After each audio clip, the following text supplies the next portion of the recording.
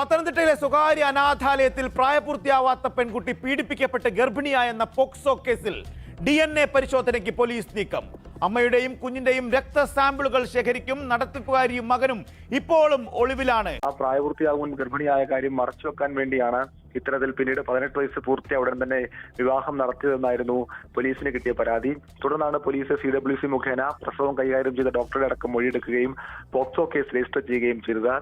ഇപ്പോൾ ഏകദേശം 1.5-2 ആഴ്ച കൊണ്ട് നമ്മുടെ സോഷ്യൽ മീഡിയ മുഴുവൻ ചർച്ചാ വിഷയമാവുകയാണ് പത്തനംതിട്ട ജീവമാതാ കാരുണ്യ ഭവൻ എന്ന അനാഥാലയത്തെ ചുറ്റിപ്പറ്റി നടക്കുന്ന പ്രശ്നങ്ങൾ.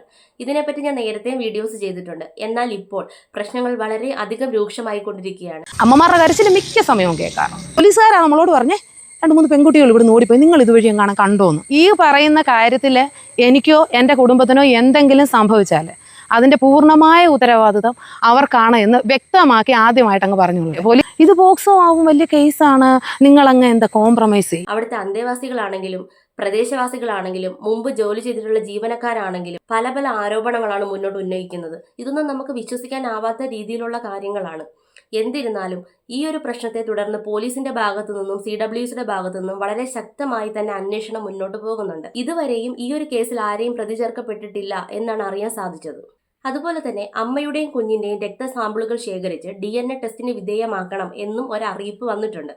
ഈ ഒരു റിസൾട്ട് വന്നതിന് ശേഷം ചിലപ്പോൾ ഈ വിഷ്ണുവിന്റെ അമ്മയായ ഉദയഗിരിജിയെ പ്രതി ചേർക്കപ്പെട്ടേക്കാം എന്നും ഒരു ആരോപണം മുന്നോട്ട് വരുന്നുണ്ട്. ഇപ്പോഴും ഈ പ്രതികൾ ഒളിവിൽ തന്നെയാണ് ഉള്ളത്. പ്രതികൾ മുൻകൂർ ജാമ്യത്തിന് വേണ്ടി അപേക്ഷ സമർപ്പിച്ചിട്ടുണ്ട് എന്നും അറിയാൻ സാധിച്ചിട്ടുണ്ട്.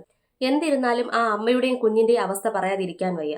ഈ ഒരു പ്രശ്നത്തിൽ ആ അമ്മയും കുഞ്ഞും വീണ്ടും അനാഥത്തിലേക്കാണ് പൊയ്ക്കൊണ്ടിരിക്കുന്നത്. ഇപ്പോൾ സ്നേഹവും കരുതലും കിട്ടേണ്ട ഒരു സമയം.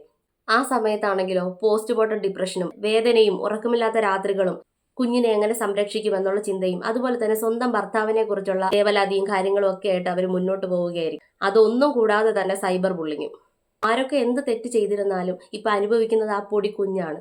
അപ്പൊ എന്തിരുന്നാലും സത്യങ്ങൾ വേഗം തന്നെ തെളിയട്ടെ. മറ്റൊരു വീഡിയോ ആയിട്ട് കാണുന്നതായിരിക്കും. ബൈ.